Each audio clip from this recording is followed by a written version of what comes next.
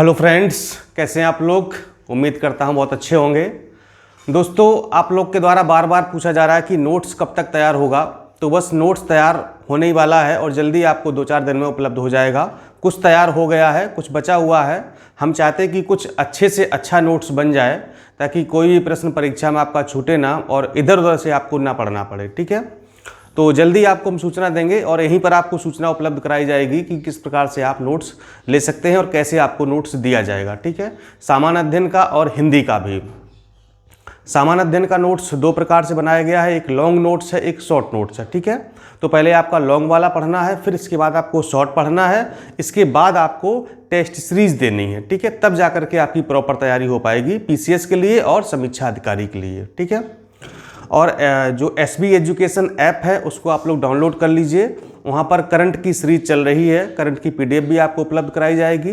कुछ technical problem है उनको जल्दी दूर किया जाएगा और आप लोग को सारा करंट अफेयर्स का मटेरियल वहाँ पर निःशुल्क उपलब्ध कराया जाएगा। ठीक है, आज हम लोग भूगोल के अंतर्गत पढ़ेंगे भारत की मिट्टियाँ।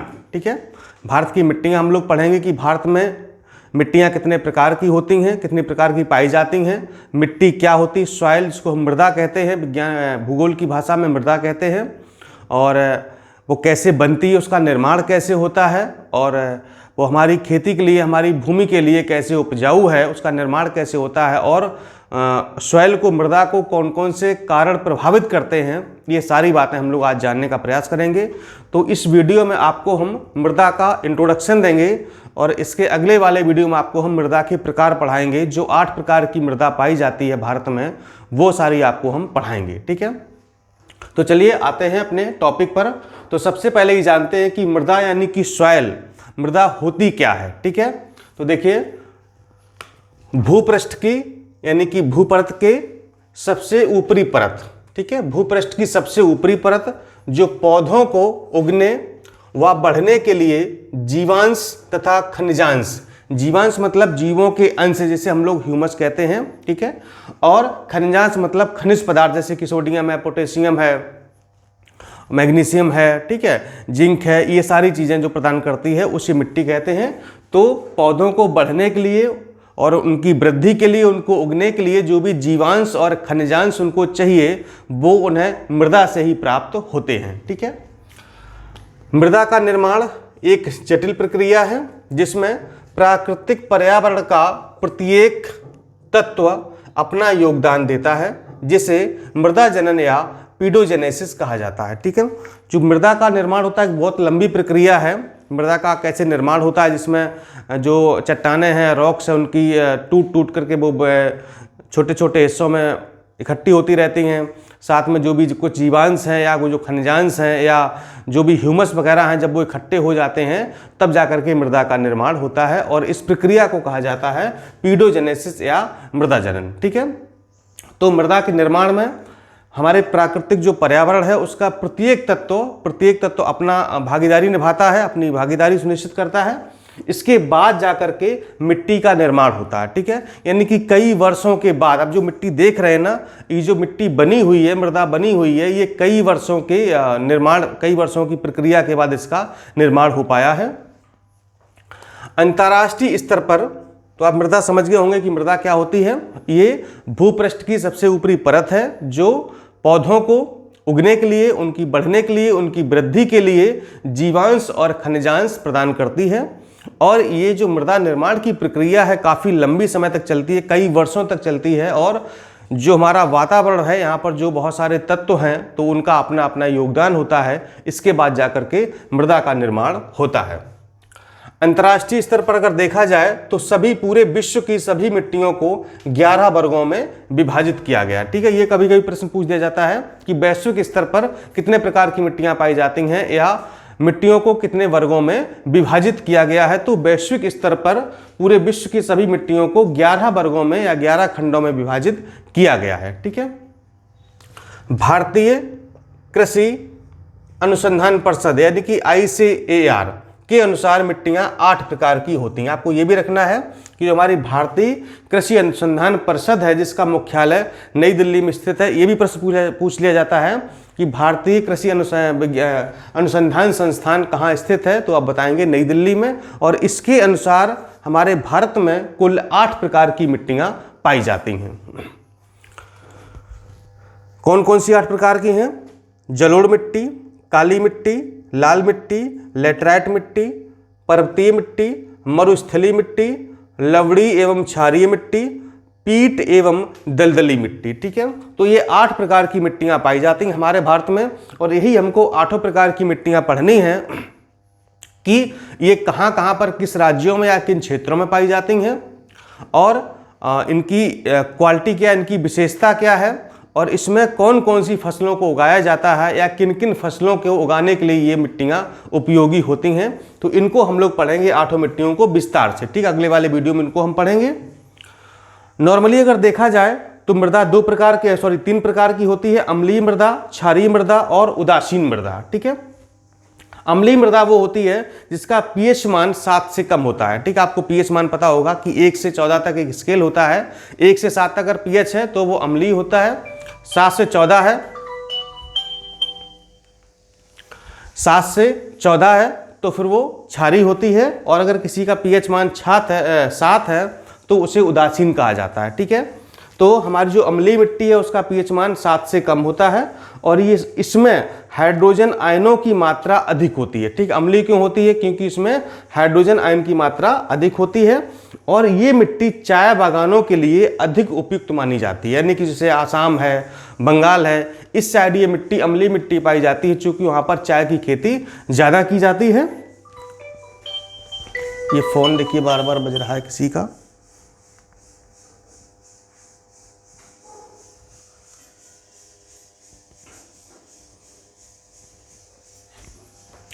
ये जो है मिट्टी चाय बागानों के लिए ज़्यादा उपयोगी होती है। और दूसरी है क्षारीय मृदा, इसका पीएच मान 7 से अधिक होता है, और इसमें सोडियम व पोटेशियम ऋणायनों की मात्रा अधिक होती है। ठीक है, तो ये मिट्टी होती क्षारीय मृदा, इसमें सोडियम व पोटेशियम ऋणायनों की मात्रा अधिक होती है, इसलिए इसे क्षारीय मिट्टी कहा जाता है। और जो उदासीन मिट्टी है, उदासीन मृदा है, इसका पीएच मान 7 होता है, और ये पौधों की वृद्धि के लिए जो पीएच मान है वो 6 से 7.5 के मध्य होना चाहिए। यानी कि अगर पौधे की वृद्धि पर्याप्त करानी है, उपयुक्त करानी है, उसको प्रॉपर तरीके से वृद्धि करानी है, तो मिट्टी का पीएच मान 6 से लेकर के 7.5 यानी कि 7.5 तक होना चाहिए। ठीक है, ना ही बहुत ज़्यादा अम्लीय और ना ही बहुत ज़्यादा क्षारीय। ठीक है, यानी कि न्यूट्रल के आसपास होना चाहिए, 6, 6.5, 7, 7.5 इस तरीके से जो मिट्टी होती है, तो वो पौधों की वृद्धि के लिए, उनको बढ़ने के लिए, उनको उगने के लिए बहुत ही उपयुक्त मानी जाती है। ठीक है, फिर आते हैं मृदा संगठन पर कि मृदा में क्या क्या होता है, किन किन तत्वों से मृदा मिलकर के बनती है। यानी जो आप मिट्टी देखते हैं खेतों में, उस मिट्टी में क्या क्या होता है, तो इसे कहते हैं मृदा संगठन, यानी कि सॉइल कंपोजिशन। तो इसमें एक तो होते हैं खनिज पदार्थ। ठीक है, क्या होते हैं? खनिज पदार्थ होते हैं करीब 40 से 45%। दूसरा होता है ह्यूमस या कार्बनिक पदार्थ 5 से 10%। ठीक है, अब देखिए एक नया शब्द आया है ह्यूमस। ह्यूमस क्या होता है? जैसे जो हमारे खेतों में कोई फसल होती है तो उसकी पत्तियां हैं, उसकी टहनियां हैं, जब वो नीचे ज़मीन में गिर जाती हैं, भूमि पर गिर जाती हैं और वो सड़ती हैं। ठीक है, सड़ने के लिए उनको पानी चाहिए होता है। ठीक है, और जो भी हमारे माइक्रो ऑर्गेनिज्म हैं यानी कि सूक्ष्म जीव हैं, तो उसको वो सड़ा गला देते हैं। ठीक है, जब वो पत्तियां वगैरह या जो भी खरपतवार होता है खेत में, तब वो सड़ जाता है तो उसे ही ह्यूमस कहा जाता है। और जिस मिट्टी में ह्यूमस की मात्रा अधिक होती है वह मिट्टी अधिक उपजाऊ मानी जाती है। ठीक है, इसलिए आपने देखा जैसे मान लो खेत में सपोज करो कि अरहर की फसल है, ठीक है, या सरसों की फसल है, तो इसकी पत्तियां नीचे गिरती हैं। ठीक है, वो नीचे जाकर के मिट्टी मिल जाती हैं, फिर वो सड़ जाती हैं। ठीक है, उनको जो भी हमारे उसमें जीवाणु वगैरह कवक होते हैं, जो भी कीटाणु होते हैं, वो उस पत्तियों को सड़ा देते हैं। जब वो पत्तियां सड़ जाती हैं तो वो ह्यूमस यानी कि वो खाद का काम करती हैं, उर्वरक का काम करती हैं। इसीलिए अगली फसल में उर्वरक की मात्रा या जो भी हमारे खनिजांश हैं उनकी मात्रा कम डालनी पड़ती है। ठीक है, तो इसी को कहा जाता है ह्यूमस, और इन्हीं को कहा जाता है या कार्बनिक पदार्थ। चूँकि वो हम लोग जैसे यूरिया है, क्या है? कार्बनिक पदार्थ है। ठीक है, डालते फसल में वृद्धि के लिए, पौधों की वृद्धि के लिए। ठीक है, तो फिर ये होता है मिट्टी में 5 से 10%। मृदा जल लगभग 25% यानी कि मिट्टी में पानी भी होता है। मृदा वायु यानी कि मिट्टी में वायु भी होती है, तभी तो पौधे आगे बढ़ पाते हैं, उग पाते हैं, चूंकि वायु यानी कि ऑक्सीजन की आवश्यकता होती है 25%। और क्या होता है, इसमें सूक्ष्म जीव होते हैं जैसे कि कवक है, फंगस, जीवाणु, बैक्टीरिया वगैरह होते हैं। तो यही कवक और जीवाणु जब पेड़ों की पत्तियां जमीन पर गिरती हैं तो उनको सड़ा गला देते हैं, तो उसी से बन जाता है ह्यूमस, जो कि हमारी फसलों के लिए बहुत ही उपयोगी माना जाता है और फसलों की वृद्धि के लिए काफ़ी अच्छा माना जाता है। इसके बाद देखते हैं कुछ फैक्ट हैं। ये फैक्ट परीक्षा में सीधे सीधे पूछ लिए जाते हैं, चाहे समीक्षा अधिकारी हो या पीसीएस हो, ठीक है। और ये फैक्ट ऐसे हैं जो कई बार पूछे गए हैं, किन्हीं ना किन्हीं परीक्षाओं में ये जरूर आए हैं।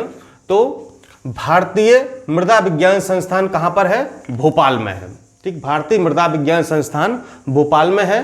केंद्रीय मृदा संरक्षण बोर्ड की स्थापना 1953 में की गई थी। सर्वाधिक क्षारीय मृदा क्षेत्र कहाँ पर है? उत्तर प्रदेश में, यानी कि यूपी में सबसे ज़्यादा क्षारीय मृदा पाई जाती है।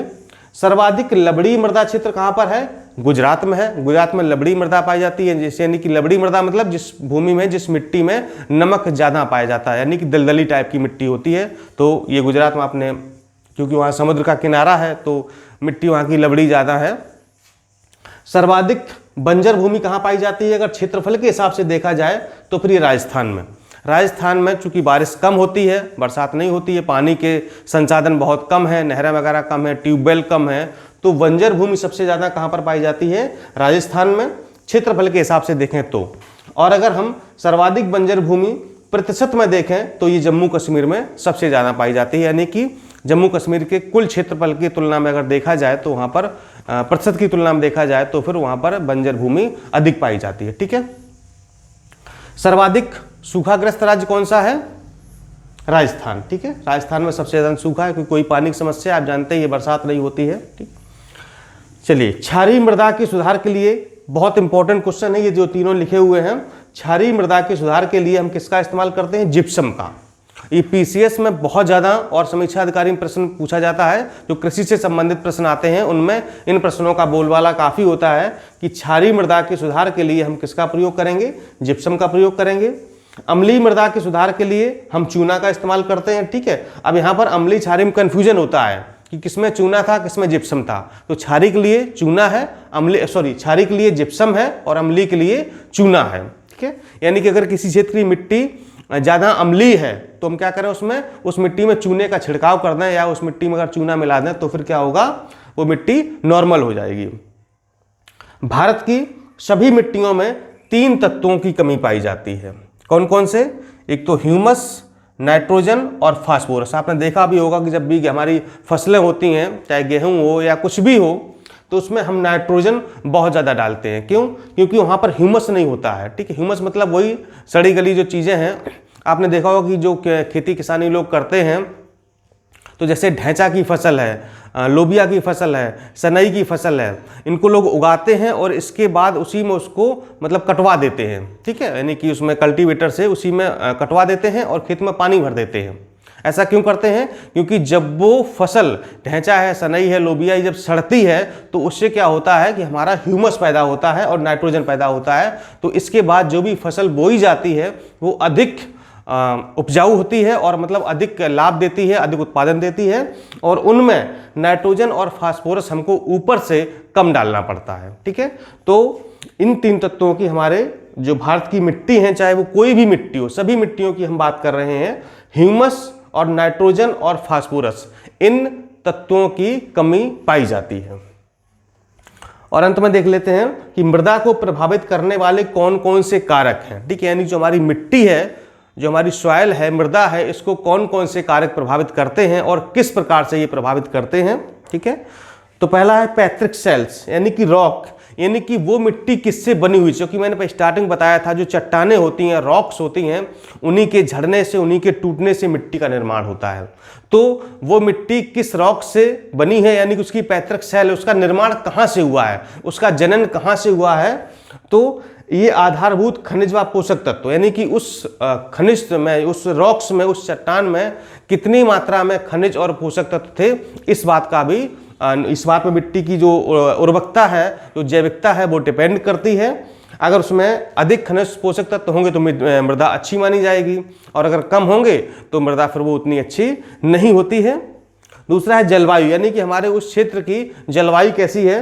तो जलवायु क्या प्रभावित करेगी, रासायनिक क्रिया व सूक्ष्म जैविक क्रिया को नियंत्रित करती है, ठीक है। यानी जो हमारे मिट्टी के बीच अंदर केमिकल रिएक्शंस होते हैं या जो हमारे सूक्ष्म जीव हैं वो क्रिया करते हैं, यानी कि जो पत्तियां वगैरह हैं या खरपतवार जो उनको सड़ाते हैं, ठीक है, तो उस पर भी ये डिपेंड करता है कि हमारे क्षेत्र की जलवायु कैसी है, ठीक है।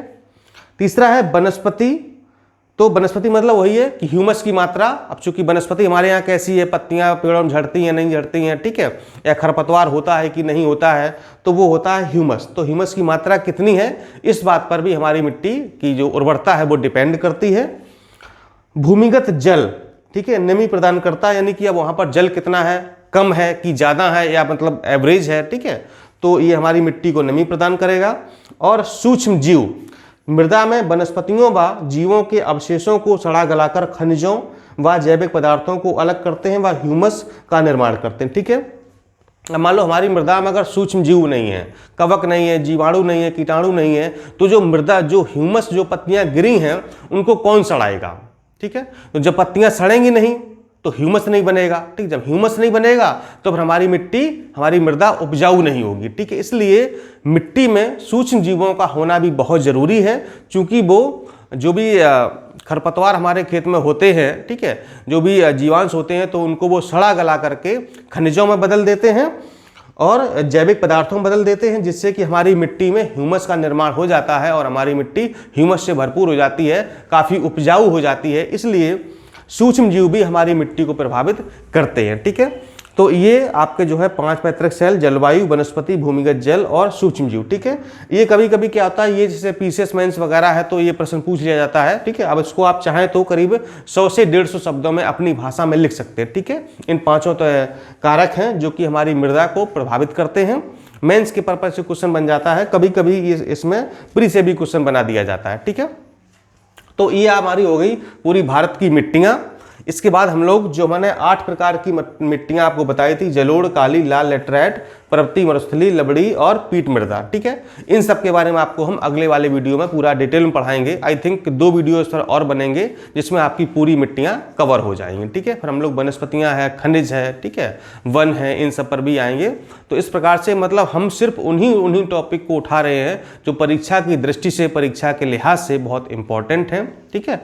और बस हमारा उद्देश्य यही है कि जो 13 जून की पीसेस की परीक्षा है और 20 जून को प्रवक्ता की परीक्षा है, जीआईसी प्रवक्ता, 1 अगस्त को समीक्षा अधिकारी की परीक्षा है, तो इन्हीं सब परीक्षाओं को हमारा फोकस है। इन्हीं को ध्यान में रखते हुए सारी स्टडी हम करा रहे हैं। जल्दी ही इतिहास भी शुरू हो जाएगा, मॉडर्न हिस्ट्री जहाँ पर छोड़ी थी वहाँ से कक्षाएँ पुनः जल्दी ही प्रारंभ होने वाली है, ठीक है। नमस्कार, धन्यवाद।